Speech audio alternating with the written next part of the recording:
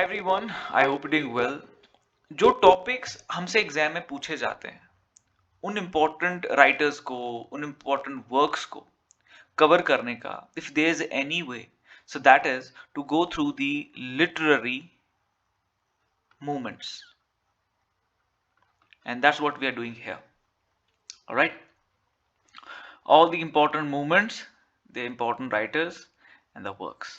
Okay, आपसे exam में literary movements में पूछे जाते हैं रीजनिंग, असर्शन एंड रीजनिंग के क्वेश्चंस। ठीक है, कोई मूवमेंट कहाँ पे ओरिजिनेट हुई है, उसके मेन प्रोपाउंडर्स कौन से हैं, उनके मेन वर्क्स कौन से हैं और द मेन फिगर्स कौन से हैं। तो ये बहुत इंपॉर्टेंट एक कॉन्सेप्ट है हमारा एग्जाम के पर्सपेक्टिव से। ठीक है, watch till the very and and let me know in the comment section below. Okay, the very first movement we are taking a look at here is the transcendentalism, जो आपकी America में शुरू हुई थी। Right, इनका main purpose था to go towards the internal goodness. ठीक है, ये इंसान की इंटरनल गुडनेस में, इनहेरेंट गुडनेस में बिलीव करते थे। ये नेचर से अपनी इंस्पिरेशन लेते थे। ठीक है, ये जो आपके पोएट्स थे और ये जो राइटर्स थे, इनका मेन फोकस था योर इनहेरेंट गुडनेस, जो आपकी इनर सेल्फ है, जो आपका इनर स्पिरिट है। ठीक है, ये उसे प्रायोरिटी देते थे ओवर द एक्सटर्नल अथॉरिटी। ठीक है, जो एक्सटर्नल वर्ल्ड है, they do not use to value it more than their inner self. ठीक है, ओके। ट्रांसडेंटलिस्ट आप समझते होंगे, एक डिवाइन इसका कॉनोटेशन है, डिवाइन रेफरेंस है। ठीक है, so this is what was the ट्रांसडेंटलिज्म।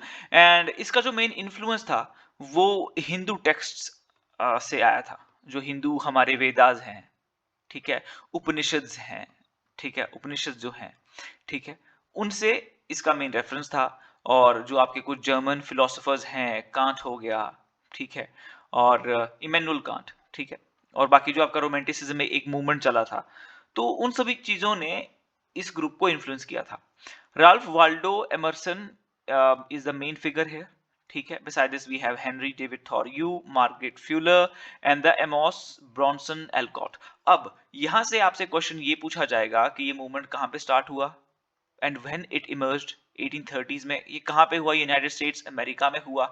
अब आपसे असर्शन एंड रीजनिंग में स्टेटमेंट टाइप क्वेश्चन पूछे जाएंगे, जहां आपको बताना होगा कि इसमें ये इन्होंने बिलीव किया in the inherent goodness of people.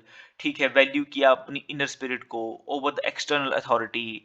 ठीक है, नेचर वाज द सेंट्रल। ठीक है, ये सभी चीजें आपको याद रखनी है। इसमें मेन वर्क कौन कौन से हैं, that is the nature 1836। Okay, self-reliance is another work of the Waldo. Then we have Thoreau here. His Walden is a very important work where he live amidst of the nature. ठीक है, एक छोटे से एक room में he stays there near to the water pond. ठीक है, within the very minimum provisions. ठीक है, बहुत ही कम सुविधाओं के साथ he stayed there. Okay, Civil Disobedience is the another very important work published in the 1849. Move on करते हैं नेक्स्ट मूवमेंट की ओर। ये हमारा ब्रिटिश लिटरेचर का एक मूवमेंट है। ठीक है, इट केम अगेंस्ट, क्या हुआ देखो, जो इटली में आपके राफेल एक पोएट थे। ठीक है, अब इनकी sorry he was a painter, इनकी पेंटिंग को जिसने भी सक्सीड किया after him, which ever painter came, they were very mechanistic, so much objective in their approach, है ना। very dumb color they were using, very light color they were using, they were not rich, I mean there was nothing natural in their painting। ठीक है, so to re-innovate that that painting, that poetry which is much more natural, ठीक है, उसके लिए आपका pre Raphaelite, इसीलिए है कि रेफेलाइट से पहले जो आपका प्रिमिटिव एरा था, जो एक नेचुरल दौर था, एक मिडीवल जो एरा था, जहां पे लोग बहुत ज्यादा very much simple and very much true to their own self थे। ठीक है, तो ये उस एरा को फिर से जो है ये रीजनरेट करना चाहते थे। ये आपका मूवमेंट आया इन 1848 में। इसके मेन फिगर्स जो आपको याद रखने हैं, दैट इज दांते Gabriel Rossetti, William Holman Hunt and John Everett malaise. ठीक है, आपको टिल द वेरी एंड मेरे साथ इस वीडियो में रहना है, बिकॉज हर एक इस मूवमेंट के कुछ नुआंसेस हैं। और हम उन नुआंसेस को इस वीडियो के थ्रू ही जान पाएंगे। दिस इज वेरी इंपॉर्टेंट, आपको चीजें अच्छे से दिमाग में आपके बैठेंगी भी, ठीक है। ऑलराइट, नोटेबल वर्क्स, एक तो आपको याद रखना है कि इनका पीरियोडिकल, यहाँ से क्वेश्चन बहुत बनते हैं इनका, जो जहाँ इनके जो राइटिंग्स और पेंटिंग के बारे में ये पब्लिश करते थे, that is called the germ. 1850 में आपका पब्लिश हुआ ये। Goblin market is a Christina Rossetti, your Dante Gabriel Rossetti's sister he was. Then the Blessed Damozel. This is a work of the Dante Gabriel Rossetti, 1850. आपका जो publication date है, that is very important. Again here, the sonnet sequence, The House of Life. This is by the D.G. Rossetti again. William Morris was another member. Earthly Paradise is the work, ठीक है। And another one is the news from nowhere, और ये question आपसे बहुत बार पूछे जाते हैं, so make sure you remember these works well, ठीक है। आप एग्जाम की प्रिपरेशन कर रहे हो, एक एग्जाम ओरिएंटेड स्टडी मटेरियल आप चाहते हो, and want me to mentor you throughout this whole journey, so you can contact me on the given number here, ठीक है। फिर आते हैं हमारे पास लेक पोएट, ठीक है। लेक पोएट्स आपके रोमांटिक मूवमेंट के आपके पोएट थे, ओके। दिस टर्म, ये टर्म आपसे पूछी जाती है कि किसने ये प्रोपाउंड की थी, so this is the Francis Jeffrey, ठीक है। उनका जो एडिनबर्ग रिव्यू जो था, एडिनबर्ग रिव्यू आपका एक पीरियोडिकल भी था, एक न्यूज़पेपर भी था, ठीक है। In 1817 that's where he talk about this term and it was referred collectively. ये जो आपकी तीन पोएट्स यहाँ पे है, विलियम वर्ड्सवर्थ, सैमुअल कॉलरिज और रॉबर्ट साउदी, इनके लिए ये टर्म यूज की गई थी। ऑलराइट, विलियम वर्ड्सवर्थ का आप जानते हैं, and Samuel Taylor Coleridge, both of them publish the lyrical ballad, ठीक है। लिरिकल बैलेड इनका वर्क पब्लिश हुआ था in the 1798, that's when your romantic movement came, okay.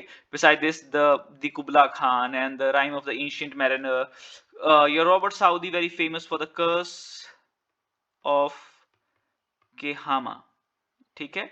इनका ये वर्क था, which was also influenced by the Indian Upanishads and the stories and all, because this is the time when the Britishers were uh, you know uh, they were dominating the Indian soil that time, right? We were colonized back then when these works were coming. तो influence था वो Indian literature का, Indian culture का, इन सभी चीजों में। Aims to depict everyday life, realism में आप रियल चीजों को दिखाते हो, जिस तरह से चीजें होती हैं सोसाइटी में, उस तरह से आप उन्हें, उन पे आप फोकस करते हो, आप उन्हें रोमांटिसाइज नहीं करते। रोमांटिसाइज देखा ना, आप चीजों को एग्जैजरेट करते हो, you try to bring that moon light on a very simple subjects, ठीक है। आप बढ़ा चढ़ा के चीजों को बोलते हो, this is what you do in the when you romanticise thing. तो यहाँ पे रियलिज्म है, रियलिटी के ऊपर बातें होती हैं, राइट। फैक्चुअल चीजें they try to depict in their work, social effect of social and economic condition on characters, ठीक है। इन सभी चीजों को यहाँ पे देखा जाता है। And in British literature, George Eliot, I forgot to mention her name here, George Eliot is the important writer, ठीक है। So she is the one. Beside this मैंने यहाँ पे वर्क तो आपके मेंशन किए ही हैं, और उनके अगर आप वर्क देखें तो दैट वाज द मिडल मार्च, ठीक है। उनका एक वर्क था way she talk about the one of the right or one of the act which was published about voting, where the civil rights were given to the women, they were given the right to vote, I guess, ठीक है। उन सभी चीजों को उन्होंने इस work में mention किया था, right? Then come the magic realism or the magical realism. Most of us know this term when we have read this Midnight Children by Salman Rushdie, or very famously the Gabriel your Garcia Marquez, his work the 100 years of solitude, right? This is a work that we have read, okay. यहाँ पे हमने ये इस term को use होते हुए देखा है। तो इसमें क्या होता है, दैट इस जॉनर में आपके जो रियलिटी है और जो आपका मैजिक है उसे कंबाइन किया जाता है बड़े ही सीमलेसली एक तरीके से, ठीक है। आपको ऐसा नहीं लगता कि this is something odd to see. For example, हमारे मिडनाइट चिल्ड्रंस में there we have the Saleem Sinai, and he has a very long nose, and he is able to sniff, and he has a telepathic power, and he is able to sniff their thoughts and emotion, कि कोई कैसे सोच रहा है, and I think this is the quality that the writers has. ठीक है, ये उस चीज को रेफर आई गेस वहां पे सलीम आपका रशदी कर रहे हैं कि एक राइटर जो है वो एक वर्ड को ऑब्जर्व करता है। ठीक है, वो उस चीज को एनालाइज करते हैं अच्छे से। उनके अंदर वो एक चीज होती है, क्वालिटीज होती है राइटर्स के अंदर कि वो दूसरों के मन की बात को पढ़ पाते हैं। They are able to read the mind of other people. ठीक है, तो एक पावर है यहाँ पे सलीम सनाई के पास, ये है that he is able to have the imaginary conversation, और टेलीपैथिक पावर उनके पास है। ठीक है, तो एक रियलिटी में एक मैजिकल एलिमेंट ऐड कर दिया है। ठीक है, so this is a magical realism. ठीक है, रियलिटी के साथ एक मैजिक जोड़ देना, this is what it is. Okay, so this is what your magical realism. और आपको कुछ ऑड भी नहीं लगता है, आपको लगता है कि हो सकता है किसी इंसान के पास ऐसे पावर्स भी हो सकते हैं। और ये ओरिजिनेट हुआ है इन लैटिन अमेरिकन लिटरेचर में ये टर्म हमें सबसे पहले देखने को मिला। It was coined by the French Roh in 1925। ठीक है, beside this it was work by used by the Haruki Murakami. He has, I think he's a writer of the Ikigai, if I'm not wrong. Angela Carter is another British female writer. Beside this we have the Isabel Allende, The House of the Spirits. अब ये works आपको याद रखने हैं। Salman Rushdie, Midnight's Children, and Laura Esquivel. ठीक है, Laura Esquivel, like water for chocolate. ये आपसे वर्क पूछे जा सकते हैं जब जब आपकी मैजिकल रियलिज्म की बात आएगी। या तो आपको मैचिंग द पेयर में ही आएंगे, जहां पे इनका नाम होगा और वर्क का नाम होगा, राइटर का और राइटर्स और वर्क को आपको मैच करना पड़ेगा, पेयर्स बनाने पड़ेंगे। ठीक है, या आपसे ऐसे पूछा जा सकता है कि आपके मेन वर्क कौन से हैं मैजिकल रियलिज्म के। ठीक है, so this is what our magical realism is. Now decadent movement, जैसा कि वर्ड आपका डिकेडेंट है, it's about decaying, about death, walking on the wrong path, immoral path. ठीक है, जो सोसाइटी वर्ल्ड वॉर के बाद आपकी बिल्ड हुई, ठीक है, वहां लोग start walking on the path of immorality, decaying, they became very hedonist, they became very pleasure seeking. ठीक है, प्लेजर उनके लिए सब कुछ था, so they were walking on the wrong path and this is how our society start decaying. ठीक है, ये मतलब है decadent movement का। so movement had its root in the French literature. इसका जो origin हुआ that happened with the Charles Baudelaire's work The Flower of Evil. ठीक है, ये चीजें आपको याद रखनी है। Explored themes of decay, excess, artificiality, rejection of societal norms. They forgot just everything and choose the path of immorality. This is what it was, and feeling of listlessness, dissatisfaction was there. They were start going towards the sex, drugs, pleasures. You know, all of those things were there because they wanted that adrenaline rush all the time. So this is what your decadent movement is. इसमें यही main चीज याद रखने लायक है, क्योंकि decadent movement के साथ आपके बहुत सारे मूवमेंट्स अभी जुड़े हुए हैं, जैसे कि डाडाइज्म हो गया, सरेलिज्म हो गया। ठीक है, तो ये सारे जो मूवमेंट है, इसके प्रोपाउंडर्स कहीं ना कहीं एक दूसरे पे इनका इन्फ्लुएंस है, इंस्पायर्ड हुए हैं एक दूसरे से। तो इन मूवमेंट्स को हम यहाँ पे कवर हम कर रहे हैं, तो इनके जो मेन की फिगर्स हैं उसमें वो कवर हमारे हो जाएंगे। Alright, now we have the symbolism. ये एक अलग से एक हमारा मूवमेंट है, ओरिजिनेटेड इन द फ्रांस। ठीक है, सिंबलिज्म से कि there was a use of symbols, ये सिंबल्स यूज कर रहे थे, डायरेक्ट कोई भी चीज पोर्ट्रे नहीं हो रही थी। Everything was mentioned in a very indirect manner. ठीक है, सो इन 19th सेंचुरी में आपका ये आता है, main figure is the Stephane Mallarme. Okay, she focused on the power of language. ठीक है, जैसे कि आपका मेटाफर्स यूज करना, सिंबल यूज करना, एलिगरीज, इनडायरेक्ट वे में चीजों को बताना रादर देन डायरेक्टली उन चीजों को बताना। और इसका क्या why they were doing this? She said in one of her letter to her friend Henry Cazalis, she read, to depict the thing but the effect it produces. To depict not the thing but the effect it produces. आपको meaning नहीं देना है कि इस word का ये meaning है, but how it makes you feel, वो इनका मेन एक पर्पस था। ठीक है, emphasizing on the subjective and a dream like exploring the inner world of the human mind. तो आपको एक फीलिंग देना that how it makes you realize rather than getting its denotative meaning. दो meaning होते हैं ना हर एक चीज के, एक denotative होता है, connotative होता है. When we say home, the denotative meaning is it's a building. The connotative meaning is that this is a bond of love where the family stays. That's what the home is. ठीक है, तो ये symbolism है आपका. So key figure is a Gabriel. Oh ho, this is a big mistake. Okay, yeah, this is a mistake. Key figure है आपके Charles बॉडलेयर, Stephen मेलामे and Paul Verlaine. They are the main figure, and Jane Maurice is also the one. They have published the manifesto. एक आपका कैसा होता है symbolism?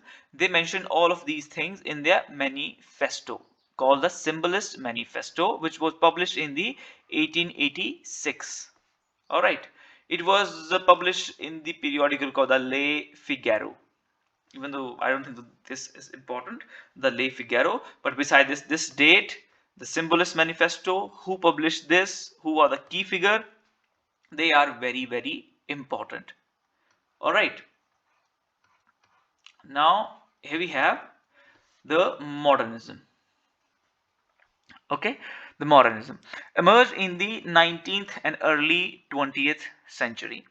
आपका modernism, you know, the modernism अगर मैं आपको एक लाइन में समझाऊं, so this is the change which is coming every time in our life. जो कुछ भी नया हो रहा है, if there is anything new which is not following the conventional ways and creating something new, that is modernism. और same चीज यहां पे हुई. आप इसमें क्या देखते हो कि मॉडर्न राइटर ने they rejected the conventions, the ways, the forms, the style of writings were changed. They said that if we want to portray the complexities of the modern life, we have to take in the new forms, the new style. So they use the fragmented structure, stream of consciousness narrative, right? Rather than portraying the dialogues, they start depicting the thoughts, whatever is going in their mind. और thoughts कैसे होते हैं, fragmented होते हैं ना. एक moment में आप ऐसा सोच रहे हो something different, another moment you start thinking about other things. ठीक है, right now you are thinking about your past, in the next moment you might be thinking about your future. This is how your mind goes, and they use this because जो thoughts होते हैं हमारे internal जो thoughts होते हैं, they are the real, because on face we can say just anything to fool other people. So they thought of portraying their real thoughts, whatever is going on in their mind, as happened in your Virginia Woolf's work called the Mrs. Dalloway. Your Wasteland is one of the great example of the modern work. Then we have your Ulysses has followed the same stream of consciousness narrative. ठीक है, तो कुछ नया, as Ezra Pound said here, make it new. ये आपका modernism है. Okay, और mainly reference दिया जाता है जो आपका फर्स्ट वर्ल्ड वॉर का फेज था. This is when this actually begin, और उसके बाद आपका पोस्ट मॉडर्न एरा शुरू हो गया, जो आपका आफ्टर वॉर, सेकेंड वॉर के बाद जो चीजें शुरू हुई. So it is the time period is referred from the 1890s to the 1940s. ये आपका मॉडर्निज्म एरा है.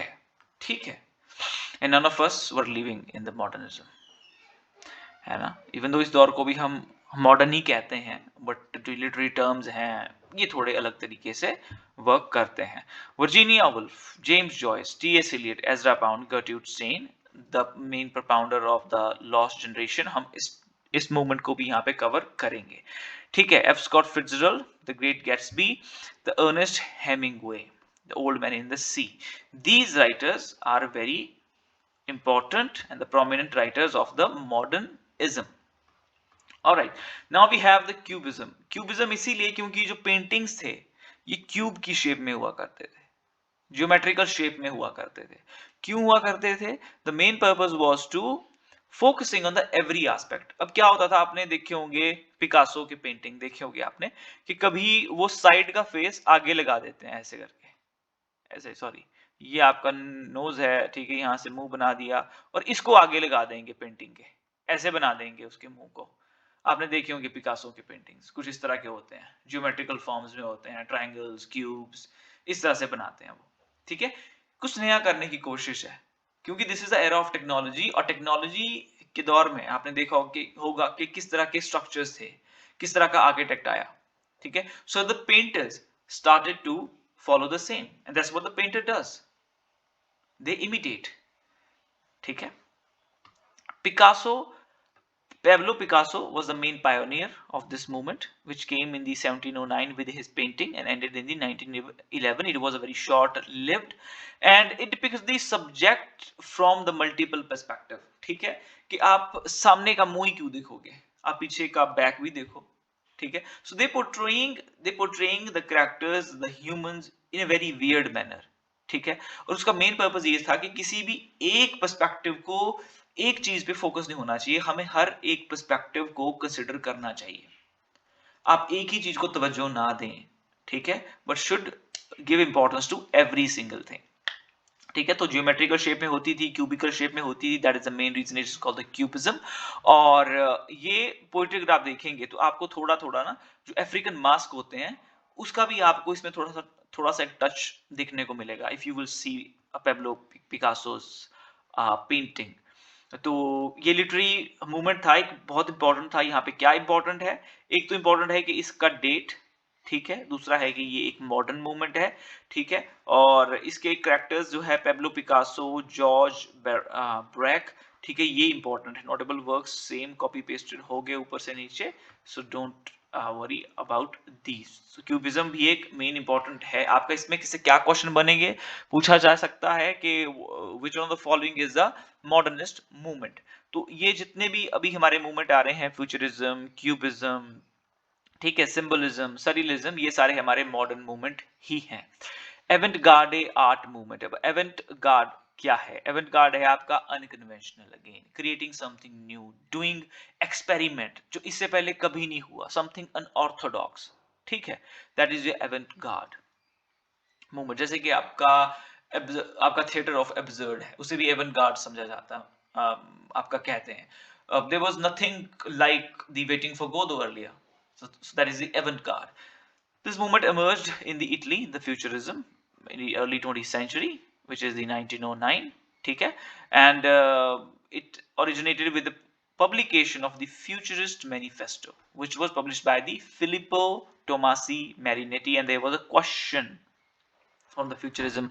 आपसे फिर से क्वेश्चन आ सकता है, there is a high probability the question can be asked again. So आपको याद रखना है the name, the manifesto publication date and its name, okay, and they were just portraying the modern world, celebrating technology, industrialism, जो नई चीजें आ रही है। अब फ्यूचर आपका चेंज हो रहा है, मॉडर्न वर्ल्ड आपका है, तो एक आर्टिस्ट क्या करता है, आसपास की चीजों को ऑब्जर्व करके उन्हें ही पोर्ट्रे करता है, and that's what exactly they are doing. These manifestos emphasize a rejection of the past, a celebration of violence and desire for a new aesthetic. Key figure है आपका Filippo Tommaso Marinetti, and the notable works is futurist manifesto 1909, ठीक है। आपको चीजें video देख के याद भी हो रही होंगी, ठीक है, I hope you finding it interesting, ठीक है। Dadaism was found in 1916 at Cabaret Voltaire in Zurich, Switzerland, ठीक है। So this is where this movement was found, 1916.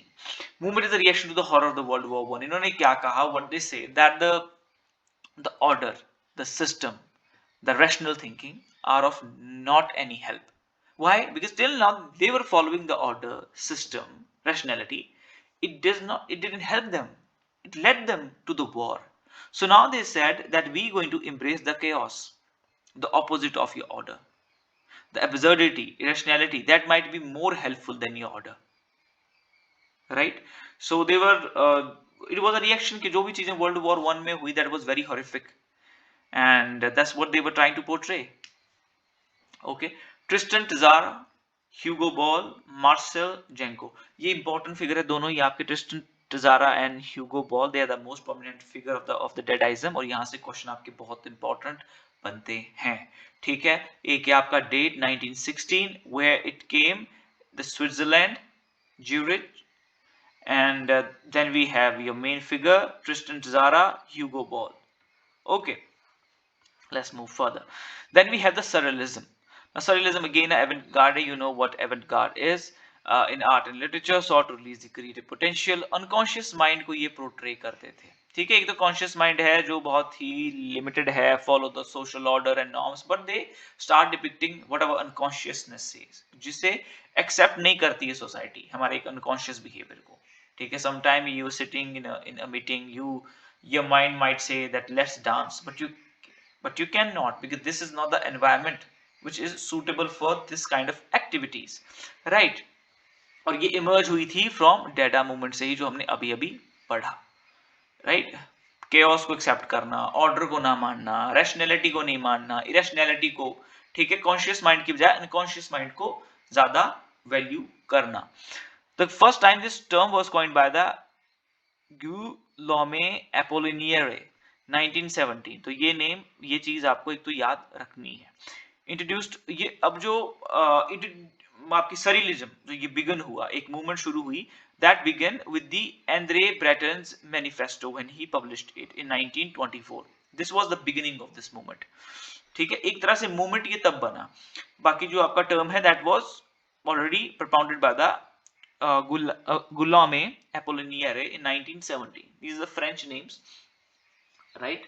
So it emphasized the importance of the unconscious mind, dreams and the irrational sources of artistic inspiration. तो unconscious mind को ये portray यहाँ पे करते हैं in their poetry in a painting.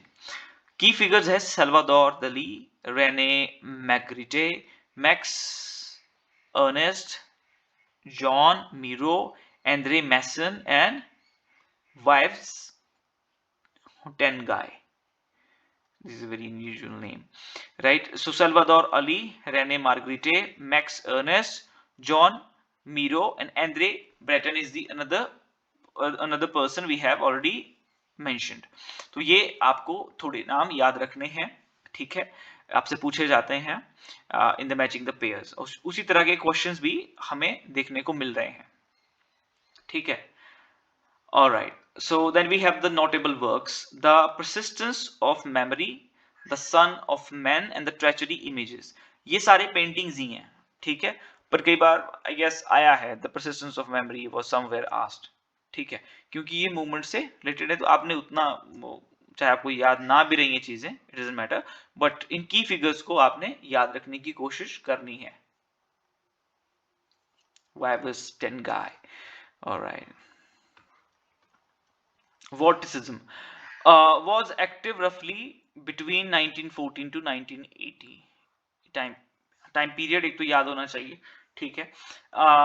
It was on its peak during the world war one. जैसे बोला कि वर्ल्ड वॉर वन के बाद ये सारे मूवमेंट्स आपके आए हैं. This was the time period जिसे आपका एक मॉडर्न वर्ल्ड हम रेफर करते हैं उस दौर को. The movement was founded by the artist and writer Wyndham Lewis, ठीक है. It was rejection of sentimentality and nostalgia. Vorticism was influenced by the cubism. अब इन movements का एक दूसरी movement पे influence है. So cubism came early and we have seen the most of these movements are influenced by cubism or dadaism, ठीक है. एक दूसरे पे इन movements का influence है और ये same सी ही movement है. थोड़ा आप देखिए तो ये सारे ही reject कर रहे हैं conventions को, ठीक है, जिस तरह से अभी तक art बन रहा था. Vorticist art often focused on the urban and the industrial subjects, ठीक है, reflecting the period rapid changes जो भी एक modern world में होता है. They were portraying that, ठीक है. They embraced the machine age, celebrated the dynamism of the modern life, ठीक है. Technology को they embraced, they portray it, and the main figure is Wyndham Lewis, right? And एक magazine है इनका, वो भी आपको याद रखना है, that is called the blast, ठीक है. वॉटिसिस्ट जो थे, इनका मेन मैगजीन था आपका Blast, and the question is asked from here, ठीक है. Beside this the main figure was the Henri Gaudier Brzeska, Edward Wordsworth and William Roberts. तो ये आपके मेन फिगर इसमें है वॉटिसिज्म में. पर जो याद रखने की आपकी जो मोस्ट इंपॉर्टेंट चीजें हैं, दैट इज इसका जो टाइम पीरियड है एक वो, और the person who propounded the figure, the founder William Lewis, and influence was of Cubism. ठीक है, urban technology, machine, all these things were celebrated in their art. और in 1914 the Blast magazine, ठीक है, in this the Wartist manifesto was published. Beside this we have the expressionism, एक another term है जहां पे चीजों को एक्सप्रेस किया गया, इमोशंस को, हिडन फीलिंग्स को, ठीक है. That's what this expressionism is about. आप expressionism का एक पेंटिंग देखना, बना हुआ है, सर्च करना गूगल पे, you will find. Originated in 1905 in France, reached its peak 1910 and 1925. Not a thing to remember even though, but ये चीज important है आपका. 1905 in France this term was originated. It was a response to the changing social and political climate of time, marked by the industrialization, urbanization, जो भी एक modern world में चीजें हो रही थी. Playwrights, अब ये important है, Georg Kaiser and Ernst Toller wrote plays that reflected the emotional intensity. ठीक है, जो जैसे मैंने कहा कि जो आपका इमोशनल जो साइड है, ठीक है, एक्सप्रेस करना अपने इंटरनल फीलिंग्स को, इमोशंस को, ठीक है, इमोशनल इंटेंसिटी को, so that what was reflected in this work. और ये जो टर्म है आपका इम्प्रेशनिज्म, ओहो, ये टर्म तो एक्सप्रेशनिज्म से रिलेटेड नहीं है, ये तो कहीं और इम्प्रेशनिज्म से आ गया. इम्प्रेशनिज्म आपका मेन टर्म है, सॉरी, एक और आपका एक पोइटिक और आपका आर्ट मूवमेंट है, ठीक है, जो आई गेस जर्मनी में हुआ था, तो उसका ये यहाँ पे गलती से मैंने आई थिंक डाल दिया है. सो हम इम्प्रेशनिज्म में इस चीज को हम पढ़ेंगे, ठीक है. So Georg Kaiser and Ernst Toller are the main figure, ठीक है. तो एक्सप्रेशनिज्म तो एक आपका पेंटिंग का है, बट आर्ट में आपसे पूछा जाता है, और इसके अराउंड क्वेश्चंस बनते हैं ओनली फ्रॉम द डेट और द प्लेस. ओके, सो ये आपको याद रखना है, ठीक है. Beside this we have the imagism. अब इमेजिज्म हमारा एंग्लो अमेरिकन पोइट्री का मूवमेंट है, which came in London in 1912. Main purpose इनका था कि जो आपकी इमेज लाइक पोइट्री को लिखना, which emphasized on the clarity, precision और economy of the language. आप कैसे एक इमेज लाइक पोइट्री लिख पाओगे जहां पे आप एक्सेसिव यूज करोगे वोकेबलरी का, या एक अनक्लियर सा मैसेज दोगे, which will be clear and very precise, और बहुत ही थोड़े वर्ड्स में जो लिखी जाएगी आपकी poetry, that will be clearer to see. तो sought to break away from the sentimental verbosity of the 19th century romantic and Victorian poetry. उसमें एक्सा वर्ड यूज किए जाते थे, बहुत ही जागनिश जैसी एक लैंग्वेज यूज होती थी, रोमांटिसाइज किया जाता था हर एक चीज को, एक्सैजरेट करना. So they said that we should be very very much precise in writing the poetry, ठीक है. और they were influenced by the haiku, the Japanese form of poetry, ठीक है. एंड किस तरह से इस पोइट्री को लिखा जाएगा, what are the do and don'ts of writing, they were mentioned here in this work. The few don'ts by an imagiste 1913 और anthology जो collections थी आपकी poems की, वो लिखी गई in Des Imagistes in 1914, ठीक है. and this is how it was, it came into existence. Main figure इसके थे जो टी ह्यूम है, इनकी थ्योरी थी ये कि आपके इकोनॉमी के आपका जो लैंग्वेज है वो इकोनॉमिकल होना चाहिए, क्लियर होना चाहिए, प्रिसाइज होना चाहिए, है ना, ठीक है. तो इनका ये थ्योरी था कि इम्पर्सनल होनी चाहिए पोइट्री, और टी.एस. इलियट, ये सभी इन्फ्लुएंसेस इसमें थे, ठीक है, क्योंकि उन्होंने भी सेम चीज कही थी. और बस it was again against the convention of the, जो भी इससे पहले आपका एक विक्टोरियन दौर था, तो इमेजिज्म आपका मॉडर्निज्म का है, तो ये कुछ डिफरेंट करने की कोशिश कर रहे हैं. Ezra Pound, Hilda Doolittle, T E. Hulme, Richard Aldington, Amy Lowell, Ford Madox Ford, William Carlos Williams, F S. Flint, these are the main characters, ठीक है, मेन फिगर्स. और मेन वर्क है in a station of metro and the sea rose. Sea rose आपका लिखा है Hilda Doolittle ने, and station of a metro is by the Ezra Pound, ठीक है. Okay, so let's move forward. The lost generation, ठीक है. Lost generation एक term है, पर्टिकुलरली आपकी यूज की गई है उन अमेरिकन राइटर्स के लिए who ran away to Paris, they move to Paris after the world war one. They were very confused because उन्हें वो एनवायरनमेंट नहीं मिल पा रहा था जो कि एक आर्टिस्ट के लिए जरूरी है। And this term was propounded by the Gertrude Stein, right? And it was popularized by the Ernest Hemingway in his work The Sun Also Rises. There is an epigraph. Epigraph जब आपकी book begin होती है ना, तो वहां पे एक note होता है which says you are all a lost generation. ठीक है, ये लॉस्ट से मतलब है कि जो ऐसी ऐसी generation which is disoriented, who do not know that what they want to do, where they want to go, they are just wandering here to there, directionless people. ठीक है, तो वो था लॉस्ट जनरेशन। आपका main figure है गर्ट्यूड Stein, Ernest Hemingway, Francis Scott Fitzgerald, T S. Eliot. ठीक है, John Dos Passos, important work is The Sun Also Rise, and sorry, The Great Gatsby.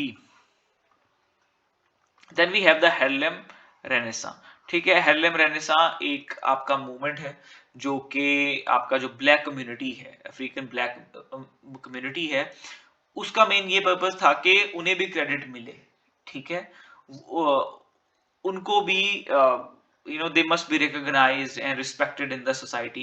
उनका ये मेन पर्पस था। और ड्यूरिंग दिस पीरियड बहुत से creative work of literature were published which were written by the black writers, African American writers।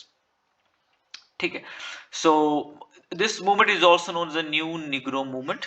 ठीक है, और ये नेम मिला from the new negro, the 1925 anthology, एक कलेक्शन है of the poetry may be. ठीक है, by the Alan Locke the writer. The Harlem neighbourhood आपका है इन मैनहट्टन में, एक जगह है जहां पे आपके मेन राइटर्स रहते हैं, इंटेलेक्चुअल, द प्ले राइट्स और द ब्लैक जो एक इलीट सेक्शन है आई गेस, वो वहां पे स्टे करता है, जो भी आर्टिस्टिक लोग हैं, they stay here and this is where it took place. ठीक है, एंड बहुत फेमस वर्क है again of the Harlem renaissance by the Langston Hughes, which is called the Madame and the Minster, reflects the temperature and mood towards religion in the Harlem Renaissance। ठीक है, तो ये religion के ऊपर है और this was something about the black priest, है ना, ये उसके ऊपर कुछ इनका वर्क था। सो बस आपको याद रखना है मैडम एंड मिनिस्टर। यहाँ पे मेन फिगर जो इसके हैं that is the Langston Hughes, जोरा नील हस्टन, then we were Claude McKay and the Jean Toomer, W.E.B. Du Bois. He was the first black American to do his PhD from Harvard. Marcus Garvey, ये आपके political main figure थे, क्योंकि एक intellectual और political हमेशा एक nuance रहता है, एक साइड रहती है हर एक मूवमेंट की। So they were taking care of that side. Main work आपका है द न्यू निग्रो। ठीक है, एंड ब्लैक माउंटेन पोइट्स। ठीक है, ब्लैक माउंटेन पोइट्स इसलिए क्योंकि एक कॉलेज का नाम है आपका ब्लैक माउंटेन। जो भी यहाँ पे स्कॉलर्स थे who were teaching or studying, उन्होंने एक अपना ग्रुप बनाया and they start publishing poetry and they call themselves the black mountain poets. इसमें मेन आपके, क्योंकि ये मूवमेंट पूछा जाता है कि कहाँ पे मूवमेंट आया again, so it was in the United States, right. This is the time period in 20th century America, avant-garde movements. ठीक है, main figure Robert Duncan, Charles Olson and Robert Creeley, right. तो ये सभी नाम आपको थोड़े याद, जो स्टार्टिंग के नेम होते हैं, ये आपको याद होने चाहिए एग्जाम के पर्सपेक्टिव से। ठीक है, नोटेबल वर्क है Charles Olson's essay, projective verse, Duncan's poetry collection, the opening of the field. ठीक है, ये जो रैंडम क्वेश्चंस कई बार आ जाते हैं ना, तो वो इन लिटरेरी मूवमेंट से फ्रेम होते हैं। Now we have absurdism। absurdism के बारे में आप almost जानते हैं, you know what absurdism is। absurd means which makes no sense, which is almost useless, meaningless। This is how the life in the modern world is, right? This is how the philosopher sees it। And French Algerian philosopher Albert Camus, he is the one who has written the work on absurdism, the myth of Sisyphus, है ना, myth of Sisyphus, sorry, the Sisyphus, myth of Sisyphus, Greek mythical figure. ठीक है, जो main thinkers है related इस movement से, that is Soren Kierkegaard, Friedrich Nietzsche, right? And this absurdism took shape in the work of Albert Camus, mainly the myth of the Sisyphus. ठीक है. So what does absurd say? Refers to the conflict between humanity's desire for meaning and the apparent meaninglessness of the universe. ठीक है. And he says even though life is meaningless, but still we should revolt and we and be rebellious as a response to the absurd. Absurd hai, but we should not accept it and should not give in to the despair and doing suicide, but rather we should revolt and still live, right? So this is what he says here. A mythological figure, Sisyphus, is mentioned here in his work called The Myth of Sisyphus. ठीक है. The Sisyphus here is condemned. He is punished to roll up a boulder. एक चट्टान है बड़ी सी, he is rolling it up to the mountain. ठीक है. एक mountain है, उस पे एक boulder को चट्टान को roll up करते रहते हैं. And when he reaches here, he drops it down to roll it back down again. ऊपर से नीचे से को छोड़ देते हैं. And same task he doing again to bringing it up and dropping it down. So it seems very illogical. It makes no sense, right? And this is what we are doing. And this is a analogy or the example he has given here. Okay, this is the kind of we are living. But still we should revolt, he say. Theater of absurd. ठीक है. Theatre में भी आपका absurdism आया. The main writer were the Samuel Beckett, Waiting for Godot, and Eugene Ionesco, the bald soprano. ठीक है. This is another work he has mentioned. Explore the absurdity of the human existence. I told you what absurd is. So I hope you got it. But ये main आपके works हैं, तो ये आपको याद रखने हैं. ठीक है. इसके समरीज भी थोड़े पढ़ लेने हैं. कहाँ से पढ़ने हैं? एग्जाम ओरिएंटेड स्टडी मटेरियल से. So हमारा प्रोफेसर नोट आपको वो प्रोवाइड करता है, so you can contact on this given numbers. Okay, now we have the movement, the another important movement, the again a literary movement. British poets का आपका एक group है. Again they rejected the grandiosity, introspection of romantic and modernist poetry. जिस तरह से आपकी poetry अभी तक लिखी जाती थी, they started writing in a new way. They said कि जैसे जैसे आपका मॉडर्न होता जा रहा है literature, they are forgetting about their past, about the simplicity, about the ordinary life, right? So they start writing those convention and the simplicity. They turn back to that era. ठीक है. तो वो उन चीजों को उसमें लाना चाहते थे पोइट्री में, rather than becoming very modern, very fast life kind of things are being portrayed in the literature.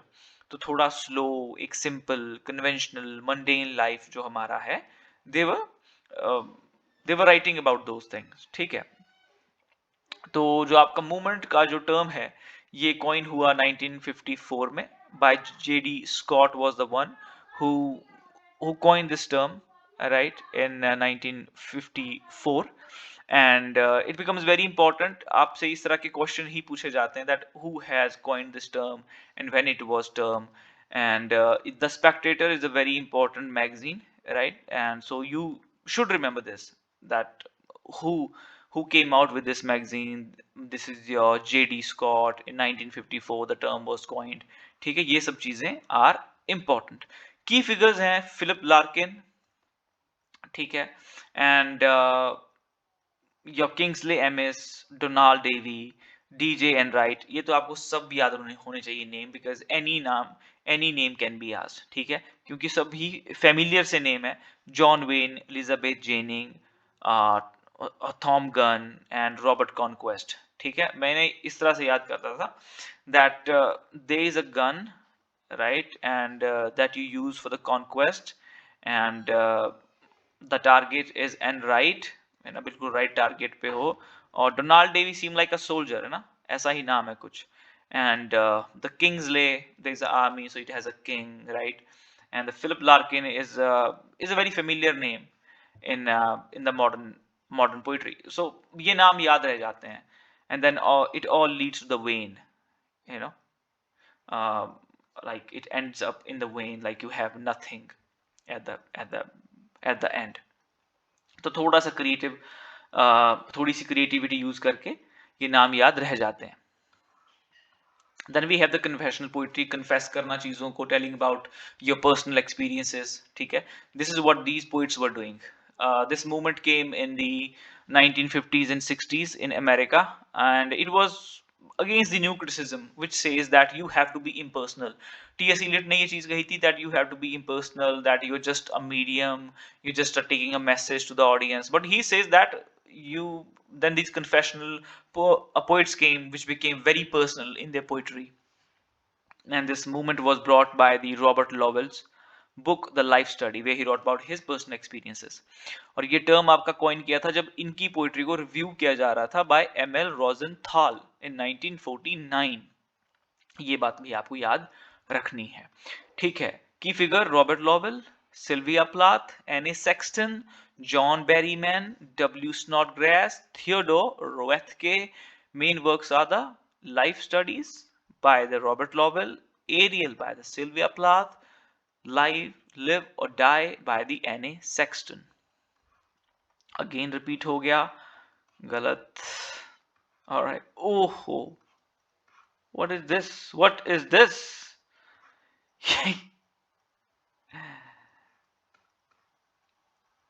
Oh my god. Oh my god. All right, so let me tell you. Actually, all right.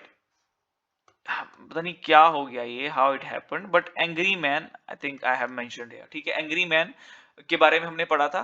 Angry Man हमारा एक आपका playwrights का एक group है. ठीक है, from the working class they come. John Osborne, ठीक है, John Osborne, right, is the main character. Here is the main figure of the Angry Man, and his work, Look Back in the Anger. Look back in the, oh भगवान, look, we are writing look back in the anger. ठीक है, ये इनका एक play है which is a very which is the main work of this movement, this angry young man. ठीक है, इनका मेन पर्पस था जो आपकी एक नॉर्मल लाइफ है, जो वर्किंग क्लास है, उनकी लाइफ को इन्होंने डिपिक्ट किया था. They were very aggressive because the society has been changed after world war के बाद. जो सोसाइटी है in 1950s, that is a very harsh life to live, and these people, these playwrights are coming from that society, so they are portraying about that, and they are very aggressive and angry about the system, the way things are happening in a society. ठीक है, तो ये उस पे है.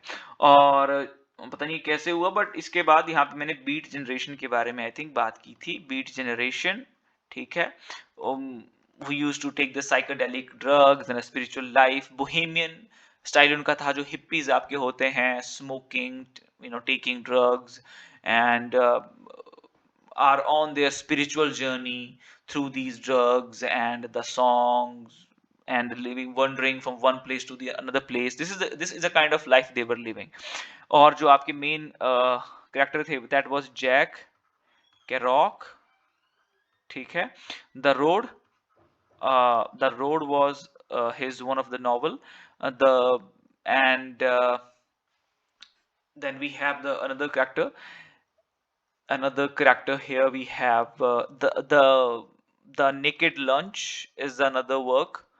ठीक है, ये आपने देखना है, नेकेड लंच, इसका पब्लिकेशन डेट आपने देखना है. This is the another important work of the beat generation. It was a group of these American poets and writer, Jack Kerouac, and your Ginsberg, N.A. Ginsberg or Allen Ginsberg. Yeah, Allen Ginsberg. Allen Ginsberg was the name. Allen Ginsberg. Allen Ginsberg is the name. He published this work called The Hall, है ना. This is the work he has published. So these are the main figure of the beat generation. ठीक है, और impressionism एक और आपकी एक movement है. इम्प्रेशनिज्म आपका एक और इम्पोर्टेंट मूवमेंट है जो कि जर्मनी में आपका आया था. सो इतना ही यहाँ पे काफी है, राइट. तो वो भी इम्प्रेशन के बारे में था, अगेन फीलिंग्स एंड ऑल. ठीक है, again breaking the convention, all those things were mentioned there. ठीक है, सो हाँ, ये सब हमारे मूवमेंट्स थे. And the last one is the black. Alright, now I got to know the, नहीं हमने माउंट पोइट्स के बारे में तो बात कर दी है, ब्लैक माउंटेन पोइट्स के बारे में हमने बात कर दी है, ठीक है, वो भी हमारा हो गया। कॉपी पेस्ट बहुत ज्यादा यहाँ पे हो गए। न्यूयॉर्क स्कूल अब हमारा एक ग्रुप है, यहाँ पे मैंने क्वेश्चन बनते देखा था, सो आई मेंशन इट हियर। इसका इंस्पिरेशन जो था वो सररियलिज्म से था, ठीक है, और स्पॉन्टेनियस जो भी हमारा थॉट प्रोसेसिंग रहता है, आपके माइंड में जिस तरह से चीजें आती हैं, they used to write them down, ठीक है। New York school again it's a school of और अ ग्रुप था एक लोगों का in New York. So this is how they came forward. इनके जो मेन फिगर्स थे that is the Frank O'Hara, John Ashbery, ये फिगर्स पूछे जाते हैं आपसे, है ना। केनेथ कॉच, जेम्स, अब ये नाम मुझे पता है आपको नहीं रहेंगे याद। Schuyler, Schuyler, James Schuyler, Barbara Guest, आपको शायद याद रह जाए, मैं आप पे क्यों अप्लाई करूं अपना वे ऑफ थिंकिंग, शायद आपको याद रहे। Frank O'Hara, John Ashbery, Kenneth Koch, James Schuyler, Schuyler and Barbara Guest, ठीक है। तो meditation in an emergency is the main work by the Frank O'Hara, ठीक है, फ्रैंक ओहारा का ये मेन वर्क है। और राइट, एंग्री यंग मैन, अब निकल रहे हैं, ये क्या हो गया है ये, okay, but we have already mention this, ठीक है। ये वर्किंग क्लास आपके राइटर्स थे, ठीक है, who talk about the way society, the struggles of the working class, ठीक है। एंग्री यंग मैन का जो टर्म था वो हर्बर्ट रीड ने उनके आर्टिकल में दिया था जो उन्होंने पब्लिश किया था इन द डेली एक्सप्रेस, ठीक है। मेन फिगर जॉन ऑप्सॉन है, किंगले एमिस है, एंड जॉन ब्रेन है, एलन सलिटो है, जॉन वेन है, these are the main figures, ठीक है। और this is the main work of this angry young man movement. All right, अरे अरे अरे अरे, please stay with me, bear with me. Okay, all right, all right, here we have the beat generation। ये PPT में कुछ problem आ गया I guess. Beat generation हमारा last movement है। बीट जनरेशन आपका 1950s में इमर्ज हुआ। सेंट्रल एलिमेंट बीट जनरेशन के थे rejection of the centre narrative values, exploration of American eastern culture, rejection of economical materialism, ठीक है, explicit portrayal of the human condition, experimentation with the psychedelic drugs, sexual liberation, exploration, ठीक है। ये सब चीजें इनकी थी, ये स्पिरिचुअल क्वेस्ट में थे, कुछ नया कर रहे थे, सोसाइटी के जो रूल्स है, नॉर्म्स है, उनके बाहर जाके कुछ, right, they were trying to do, rejecting the जो भी आपकी इकोनॉमिक आपका मटेरियलिज्म है। They were just living a life. They said that the economy has no control over your life. You can live it the way you want to live. Just smoke and have affairs. Just keep wondering. Hare Rama, Hare Krishna. You know, they all turn to that side as well when their spiritual journey began. This term was coined by the Jack Kerouac in 1948. ठीक है. It is often said to have derived from the beatitude, meaning blessedness, or from the idea of being beaten down by society. Main figure है आपके Allen Ginsberg, William S Burroughs, ये work हमने mention किए थे अभी, the Howl by Allen Ginsberg, Naked Lunch by William S Burroughs 1959, ठीक है। तो ये आपके मेन मूवमेंट्स हैं, ये आपके मेन राइटर्स हैं, कहीं कहीं पे बीच में चीजें रिपीट हुई हैं, सो forgive me for that, I owe you an apology even though not, ठीक है। Alright, so I'll see you in the next video, which I will obviously try to make much more fruitful, right? So have a great time and all the best for your exam.